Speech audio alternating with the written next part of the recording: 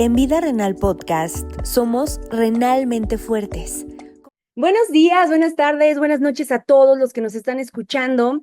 Ya sé que nos habíamos alejado un poquito, pero la verdad es que la vida de repente se pone muy loca, ¿no? Entre que vacaciones, Semana Santa, la resurrección y nosotras también resucitamos porque Dios estuvo por ahí muy malilla, ¿no? Muy malita, pero bueno, pues esto es la enfermedad renal, ¿no? A veces hay que estar listos para que el mundo se nos mueva y ser resilientes y avanzar y pues nada, tener fuerza, poco en hoyos. Sí es, pero creo que también fueron días de descanso, de recuperación y bueno, a fortalecernos como siempre. Qué bueno que nuevamente estamos aquí y hoy además con invitada otra vez de lujo, ¿no?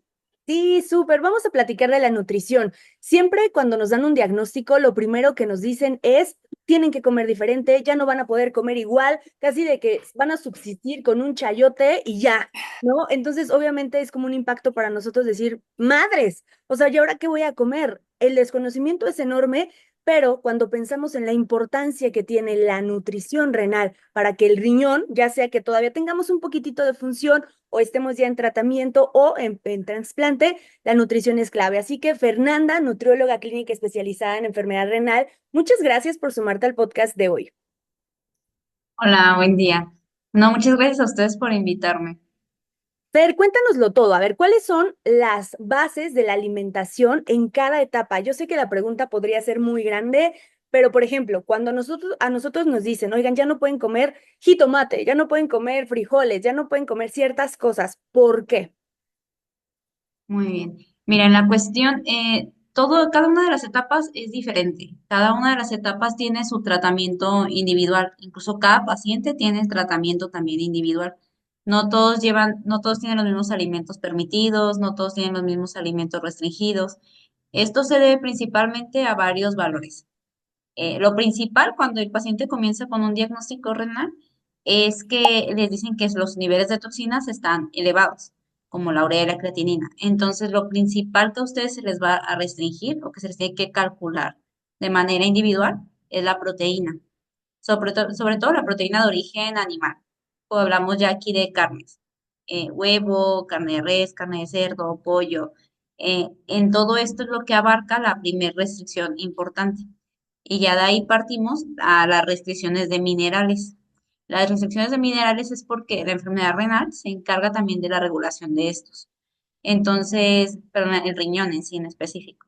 Entonces, el riñón al estar funcionando de manera diferente, pues no los está calculando, no los está teniendo con una regulación exacta. Entonces, también se restringen. Y estos provienen, si es, por ejemplo, el sodio, de la sal. Si es el potasio, proviene principalmente de verduras y de frutas. Y en el caso del fósforo, proviene directamente de alimentos de origen animal. Entonces aquí, de manera general, yo les digo a los pacientes, si eres un paciente que apenas está comenzando, ¿cómo identificarlos? Los puedes identificar en el caso del potasio, los puedes identificar por todo lo que es de coloración verde, como la espinaca, como el brócoli. Y entonces esos alimentos, empezar a restringirlos, a comer un poquito menos de lo que estabas acostumbrado. Oye, Fer, perdón que te interrumpa, pero es importante saber qué pasa si no lo respetamos. O sea, ¿qué pasa si nos excedemos en potasio, en sodio, en fósforo? Muy bien. En el caso, por ejemplo, de que te excedas en alguno de los minerales, cada mineral tiene su acción diferente en el caso de que haya ya una alteración. Por ejemplo, en el caso del sodio, estaba principalmente por la presión arterial. Si tú tienes un sodio muy elevado en sangre, entonces tu presión arterial va a estar muy alta. Y esto va a favorecer también a que el paciente pueda retener muchos líquidos, porque esto ya hablamos de algo más celular, pero entra agua a las células, entonces el paciente empieza con mucho edema. En el caso de lo que es el potasio, en el caso de lo que es el potasio, el paciente puede sentirse mal físicamente en la cuestión de que puede sentir, por ejemplo, calambres, puede sentir un poquito de picazón, puede sentirse también con náuseas, náuseas que llegan a incluso al vómito. Y en el caso, por ejemplo, del fósforo, en el fósforo también hay náusea, también es más fácil que llegue esta náusea al vómito. Y hay un síntoma muy específico que es del fósforo, que es como una alergia, que es como, se llama prurito, pero es como ronchitas que salen y dan muchísima picazón. Yo haciendo checklist, escuchando los síntomas. Oye, Fer, justo en la etapa conservadora, cuando nos van dando el diagnóstico, ¿qué recomiendas? Porque yo supongo, o nosotros hemos hablado en el programa que el acompañamiento psicológico es como también base, ¿no? Pero en realidad el abordaje de una enfermedad como esta tendría que ser integral y multidisciplinaria. Yo entiendo que muchas veces justo por el miedo, como que no acudimos a los especialistas o no sabemos por dónde ir, no hay una guía.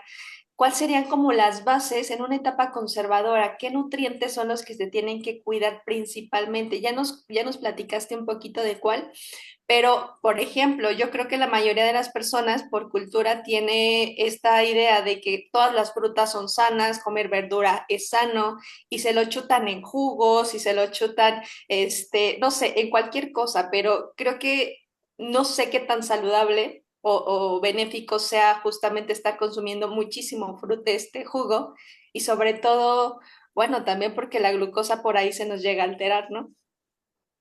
Sí, claro que sí. Mira, hay alimentos, yo les manejo tablas como de alimentos con permisión, ¿no? Y entonces les pongo ahí cuáles pueden ser todos los días, cuáles 2 días a la semana y cuáles solamente una vez para que el paciente sepa identificarlos. Y les digo también, en dado caso de que no tengan el acceso para poder y tener una consulta, porque estas consultas son caras también, está una manera, pues, se podría decir, de identificarlo más fácil, que es todos los alimentos que contienen mucha agua, como lo es la sandía, melón, contienen mucha azúcar. O sea, no es un azúcar mala porque esta se absorbe más fácil, pero en cuestión, por ejemplo, un paciente que tiene, aparte de la enfermedad renal, alteraciones en la glucosa, sí es importante considerarla. Entonces, cada cuándo podrían consumirlo, este tipo de fruta que contiene mucha agua, podrían consumirlo una vez a la semana, como máximo. ¿Y en qué cantidades? Una taza, por ejemplo. Y en el caso de las que sí pueden ser diario, pues son como la fruta un poquito más seca, que podría ser, por ejemplo, la manzana, la pera, el pepino.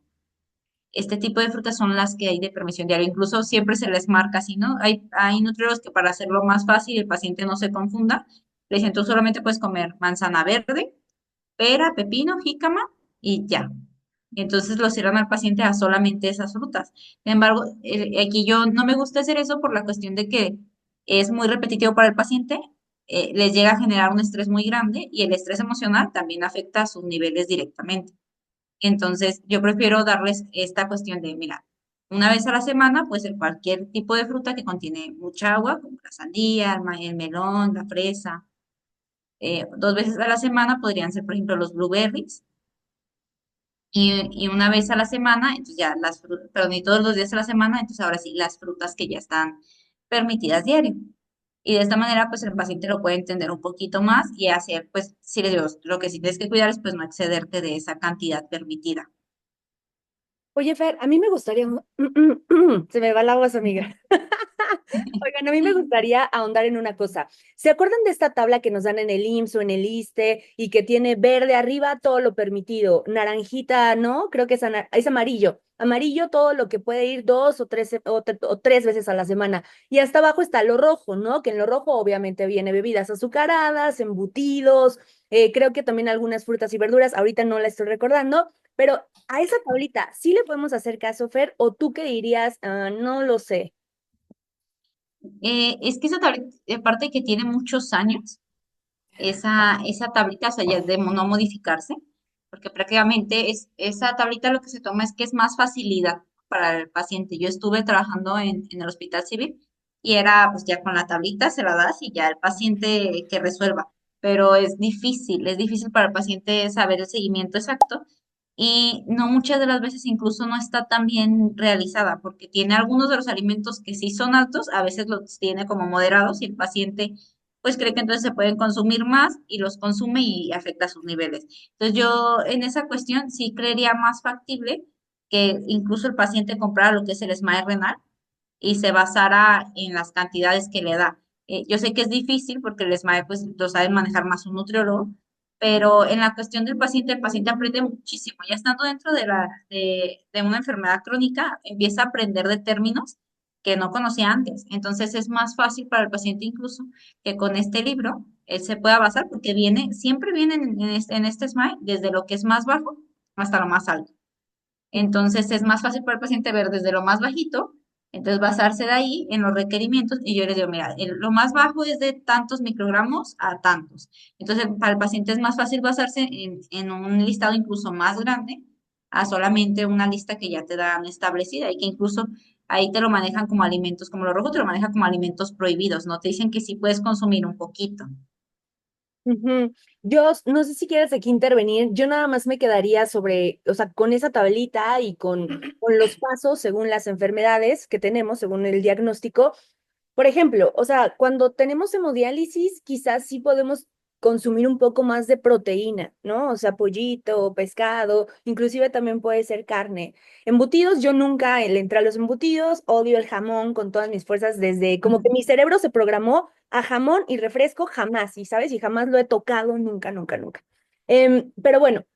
Pero ya en trasplante dicen, sí es importante que consumas proteína, pero bájale, porque si no, el riñón puede estar trabajando mucho, ¿no? Y entonces proteína 1, 2 veces a la semana. Y yo particularmente, mis dietas son más vegetarianas porque yo soy muy picky con la carne, que si tiene pellejitos no la quiero. Pero bueno, esa soy yo. Y por mi amor a los animales, de hecho, antes de enfermarme, yo ya era súper vegetariana, ¿no? Entonces, si nos pudieras contar qué onda con la ingesta de proteína en cada etapa, estaría bueno.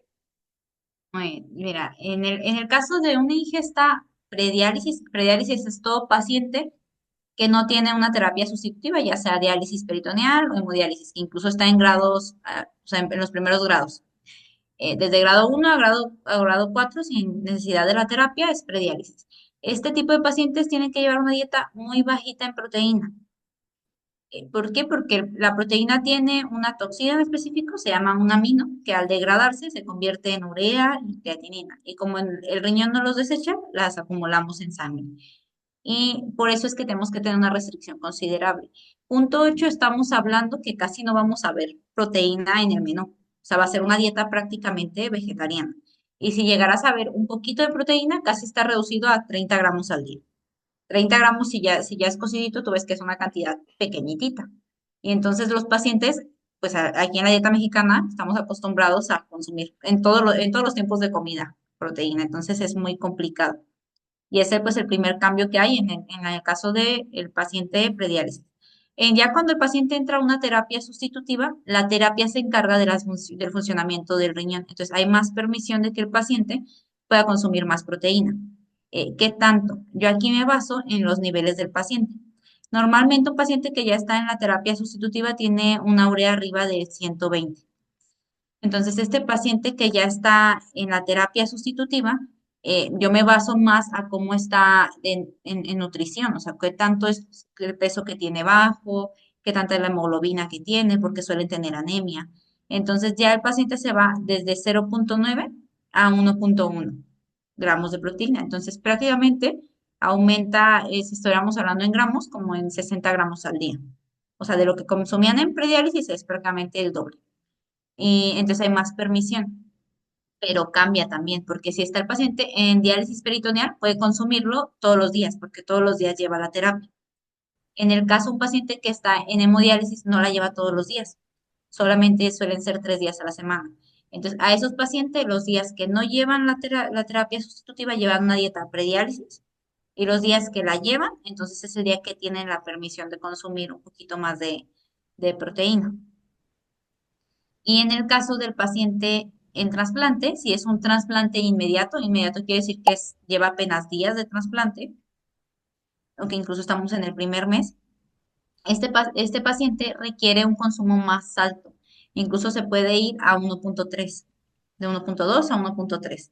Y después se le va bajando. Porque al inicio es más alto? Porque estamos en la recuperación. El paciente necesita que cicatrice bien su herida, necesita aumentar de peso, porque normalmente los pacientes o la mayoría de los pacientes que se trasplantan no es un trasplante anticipado, o sea, no es un trasplante que ellos hayan planeado, sino que la mayoría de las veces llega pues ya muy malito al momento de estar en el trasplante, entonces llegan con desnutrición. Entonces lo primero es recuperar el peso que el paciente había perdido. Oye, Y dime, perdóname, perdón, Fer, dime, claro. perdón que te interrumpa.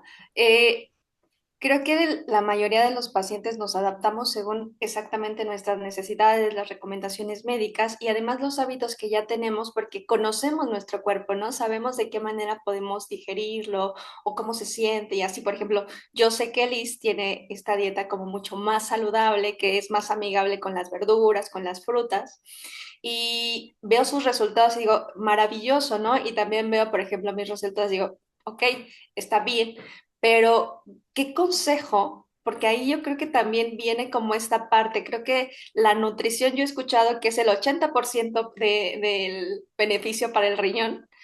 Y es cierto, la verdad es que cuando tienes una dieta saludable, tus niveles y tu cuerpo se sienten maravillosos.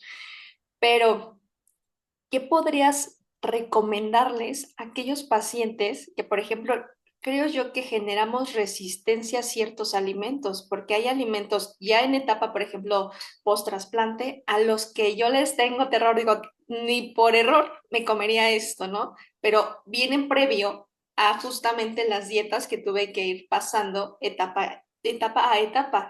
Y además, rescatando un poquito lo de la tabla que mencionaba Liz, creo que no las dan y no las sueltan así como de, a ver, hazte bolas. A veces sí te explican evidentemente, pero no es como que la caches a la primera. Entonces, ¿cómo podemos hacer como esta conciliación con la nutrición y saber que la nutrición no es morirte de hambre o tener una dieta no es morirte de hambre, sino que es beneficio para tu salud? Aquí lo primero que les digo a los pacientes, porque es complicado, la cuestión siempre se genera un miedo y es algo que se tiene que trabajar consulta tras consulta porque se genera miedo a los alimentos por esta cuestión de que asociamos a que si lo consumimos, pues va a subir el nivel. Les comento a los pacientes, todas las etapas tienen restricciones y permisiones diferentes. Entonces, no es tenerle miedo a los alimentos, por eso tenemos que trabajarlo también en la cuestión psicológica y emocional, porque esto también tiene que ver en una parte emocional, genera estrés, incluso el que tengamos miedo al consumo de este alimento. Entonces, aquí tenemos que trabajar también, yo les recomiendo mucho a mis pacientes e incluso les mando terapias de meditación. Hay aplicaciones que generan, por ejemplo, con pura respiración, el control, por ejemplo, de la presión arterial. Entonces yo les mando este tipo de terapias a los pacientes como un apoyo extra a que el paciente pueda estar pues más sano emocionalmente, o sea, que pueda tener sus emociones más reguladas, más controladas, que esto con todos los cambios que hay en un paciente que tiene una enfermedad crónica, sea cual sea la enfermedad, es difícil. Entonces el que tener un apoyo extra les ayuda bastante a tener una mejor regulación.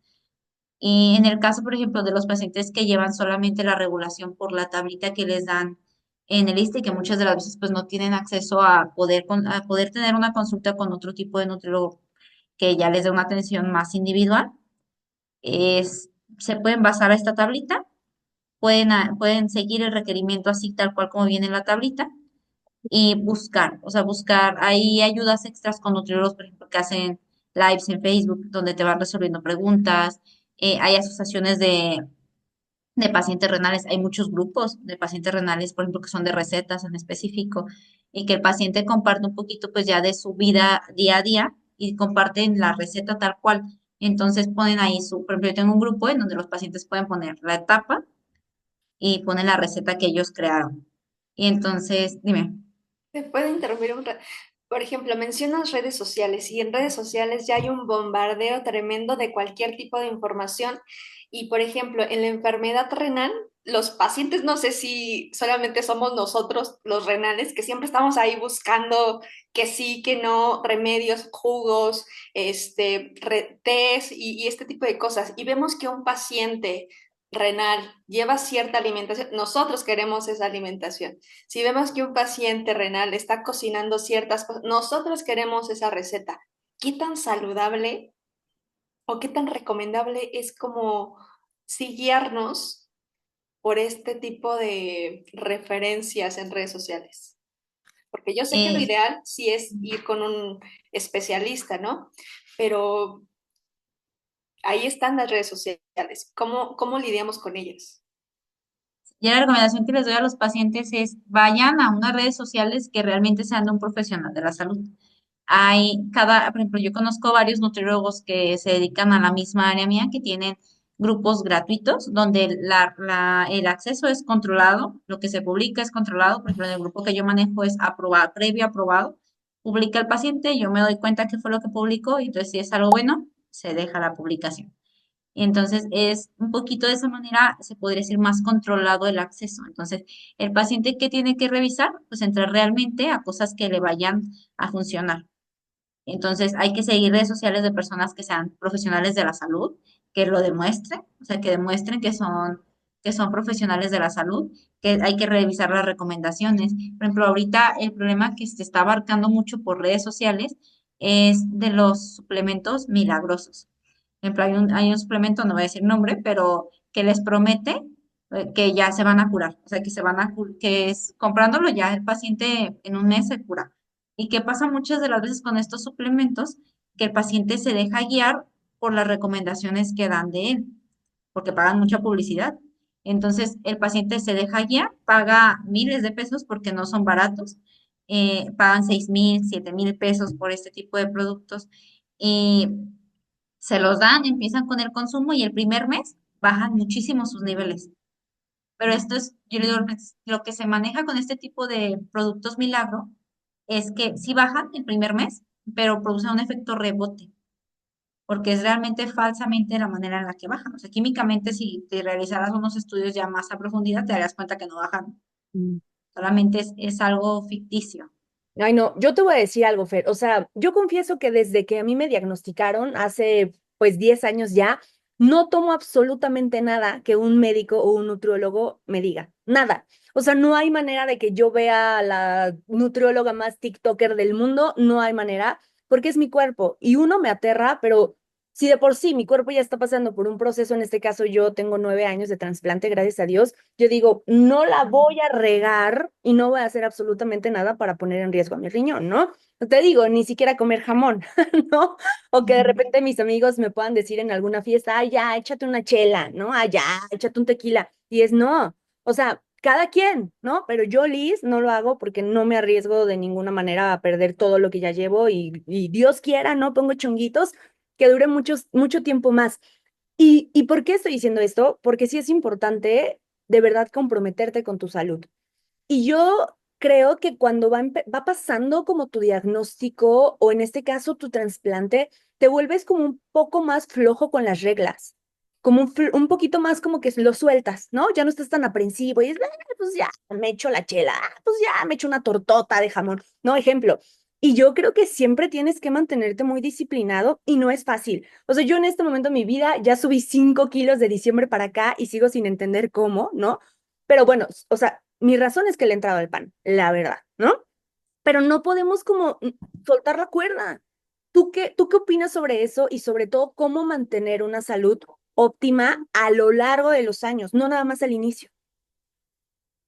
Aquí les comento a los pacientes, siempre hay 4 prácticas que tienen que ser base, incluso no solamente en la vida de un paciente renal, sino en la vida de cualquier persona. Y esas bases se tienen que inculcar desde chicos, o sea, también incluso a sus hijos se las tienen que inculcar para que a ellos no les sea tan complicado, pues el poder seguirlas. Y se genera ya un hábito, para el paciente es más fácil porque ya lo tiene practicado, o sea, ya es algo que realiza en su día a día de manera cotidiana y no lo ve diferente a, o sea, no lo toma como una restricción. Y son 4 principales, que es una su ingesta de agua. Un paciente, por ejemplo, en trasplante ya puede consumir el agua de manera normal. Entonces son sus 3 litros de agua todos los días, agua natural, de preferencia no consumir azúcares. Llevar ejercicio, una rutina de ejercicio básica para cualquier paciente, incluso un paciente que no tiene ningún tipo de enfermedad crónica, son 30 minutos diarios de ejercicio moderado. Entonces pueden ir a caminar 30 minutos, pueden realizar yoga, baile, el ejercicio que más les agrade. El tercero es llevar un apego, en el caso de un paciente ya con una enfermedad crónica, pues sí, un apego a la dieta. ¿Y qué sabemos de una dieta? Pues que se tiene que ser con variedad, un equilibrio en las cantidades que consumimos, entonces tratar de que siempre sean cantidades moderadas, porque incluso en trasplante, yo creo que ustedes ya se han dado cuenta, es más fácil subir de peso. Entonces, en esta cuestión de las cantidades, en el caso de trasplante, tienen que ser más controladas. Y entonces no es que el paciente vaya a estar restringido siempre, o que no pueda consumir variedad de alimentos, sino que todo tiene que ser con un equilibrio y con cantidades específicas a las necesidades del paciente. Y estas, pues ya en el proceso el paciente va aprendiendo cuántas son, o sea, qué tanto es lo que él sí puede consumir. Y entonces empezar a cuidarse y hacerlo todos los días. Y el cuarto es una suplementación. En el caso de un paciente trasplante, muchas de las veces no necesita ningún suplemento, a menos que se enferme, por ejemplo, ya de alguna gripita, ya necesitaría entonces aplicar algún tipo de vitaminas, pero normalmente no se necesita ningún tipo de suplementos, a menos de que pues ya tenga algún tipo de alteración. Y que siempre algún consumo que vayan a hacer de suplementos vaya avalado con su nutriólogo, con el nutriólogo que ellos van, sí, que les va atendiendo, o con un médico. Y muchas de las veces también cuidar esta parte. Los de la suplementación la tiene que recetar un nutriólogo, y sobre todo un nutriólogo clínico. ¿Por qué? Porque el nutriólogo clínico se encarga de las enfermedades crónicas. Entonces, la suplementación va a base siempre de un nutriólogo. La medicación va a base de un nefrólogo. Entonces, aquí pasa muchas de las veces, sí, el nefrólogo puede hacer recomendaciones de suplementos, pero muchas de las veces también puede equivocarse. Entonces, hay que tener en cuenta quién tiene que dar qué cosa para que no pase, pues no pase alguna alteración, no vaya a haber alguna mala recomendación.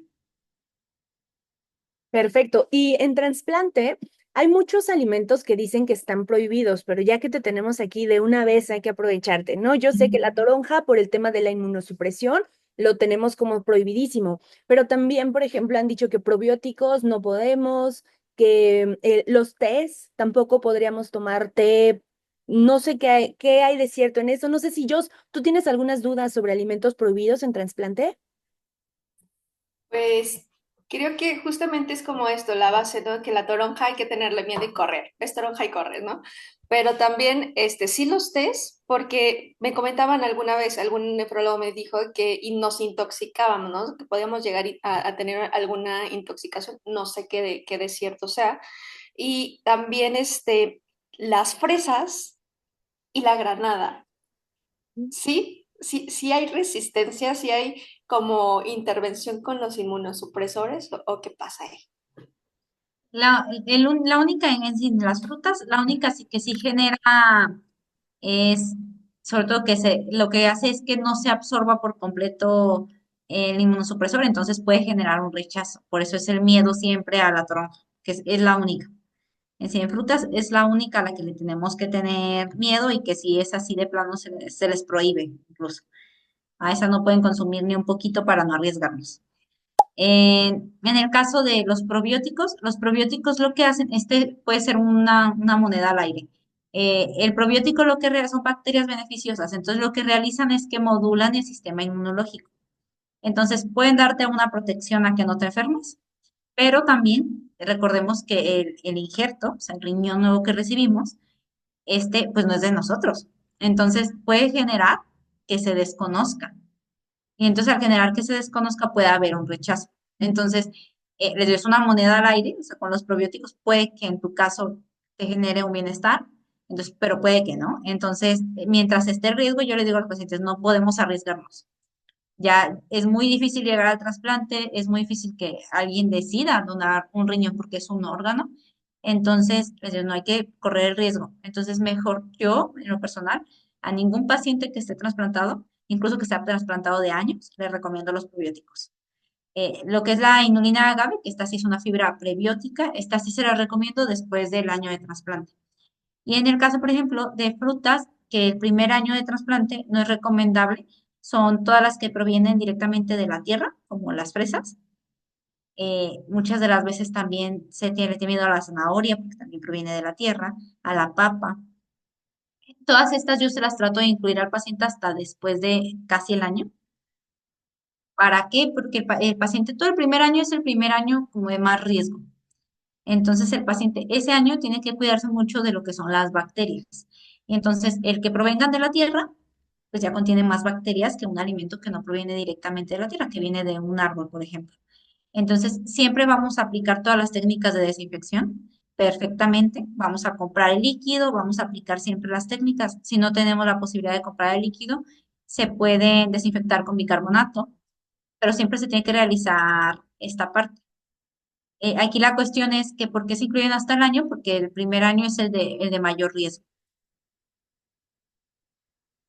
Ver, yo tengo una duda, no sé si tú eres la indicada para responderla o si está bien elaborada mi pregunta, ¿no?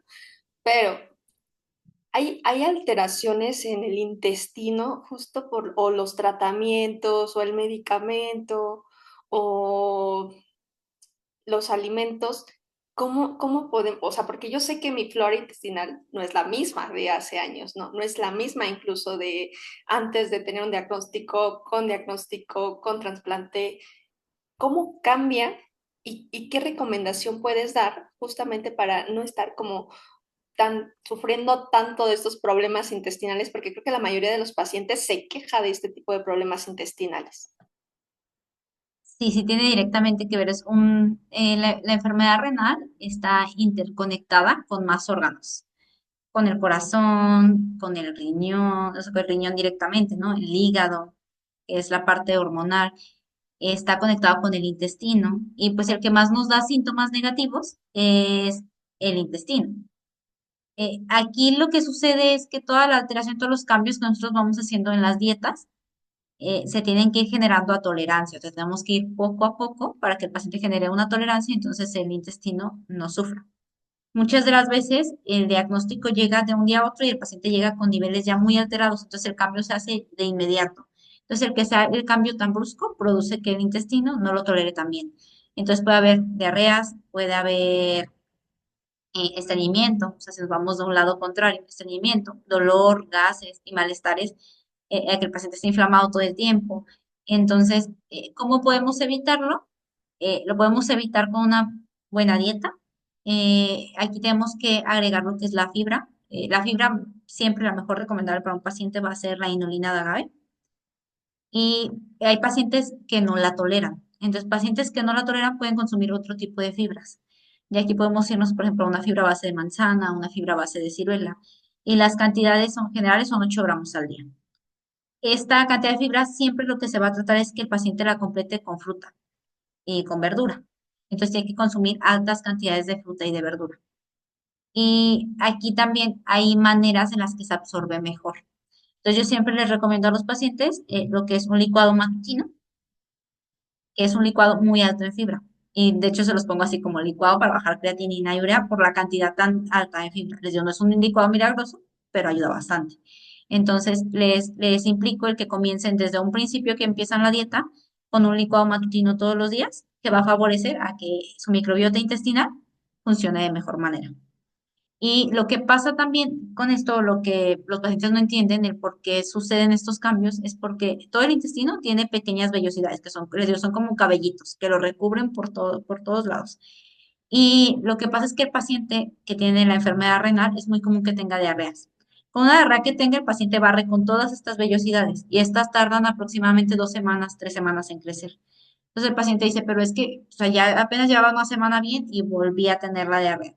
Es por esta cuestión que tarda 3 semanas. Entonces tenemos que cuidar, por ejemplo, como decía Liz, si el jamón es un embutido, el embutido va a producir más fácil que haya una diarrea que otro tipo de alimento. Entonces yo le digo al paciente, entonces, ¿qué vas a hacer estas 2 semanas? Pues no consumir ningún tipo de alimento que sabes que te podría dañar, para que esas vellosidades, pues demos el plazo a que crezcan y entonces el paciente esté mejor. Pero si la cuestión es que siempre es una enfermedad crónica, es una enfermedad muy difícil por esta cuestión de que está interconectada a muchos órganos. Ok, que es una locura, pero yo sí creo que cuando ya estás inmerso en el tema, aprendes un montón de cosas y tú ya solito vas identificando qué y por qué, ¿no? Siempre, pues como aliado a una nutrióloga, un nutriólogo, creo que eso es fundamental, pero tú también vas desarrollando muchas capacidades. Digo, no es que hayamos hecho la carrera de nutrición, pero si me preguntan ya qué puedo comer después de 10 años, pues ya digamos que tengo ese conocimiento ahora. Fer, yo quiero ese jugo para bajar la creatinina y la urea. Dime dónde te puedo seguir y dónde puedo sacar cita contigo, por favor. Claro que sí, mira, la cita puede ser por WhatsApp. Mi número igual ahorita yo creo que se los digo aquí, o no sé si haya la posibilidad de que te lo Sí, mande y ya lo agreguemos. perfecto. Ajá.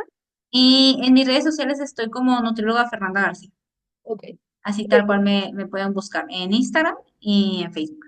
Muy bien, pues muchas gracias, Fer, muchas gracias, Jos. La nutrición siempre será la clave y yo estoy de acuerdo contigo, Jos, que es el 80% de casi todo y de hecho en cualquier enfermedad, no nada más en la renal, porque pues lo que comemos, ¿no? Es lo que le damos al templo, que para mí en nuestro cuerpo es nuestro gran templo y no lo podemos descuidar por nada del mundo.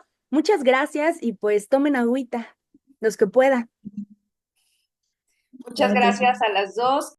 Esperamos que este programa haya representado un rayito de luz en tu proceso.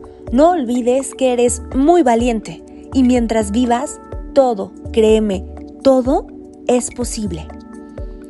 Síguenos en @vidarenal.podcast en TikTok, Instagram y YouTube.